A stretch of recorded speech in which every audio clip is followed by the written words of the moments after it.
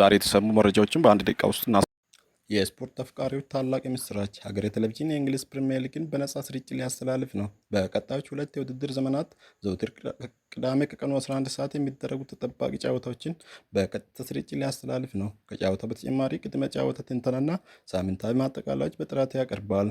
በኢትዮጵያ በሴቶች ላይ የሚፈጸመው ጥቃትና ግድያ አሳሳቢ ደረጃ ላይ በመድረሱ ብሔራዊ አስቸኳይ ጊዜ አዋጅ እንዲታወጅ ጥሪ ቀረበ።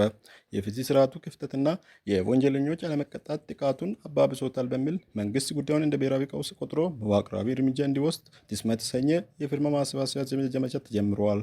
የሀገራዊ ምክክር አጀንዳዎች ማጣጣም ስራ ተጠናክረው ቀጥሏል። ከ8 ቡድኖች የቀረቡትን ምክር ሀሳቦች ለማደራጀት የተመረጡ 34 አባላት በ8 ንዑስ ቡድኖች ተከፋፍለው አጀንዳችን በጥልቀት ሲመረምሩ ብለዋል። ተደራራቢ ሀሳቦችን ለመለየትና የማጣራት ስራው እስከ ነገ የሚቀጥል ሲሆን ሂደቱ ወጥና ጥራት ያለው የአጀንዳ ሰነድ ለማዘጋጀት ያስችላል ተብሏል።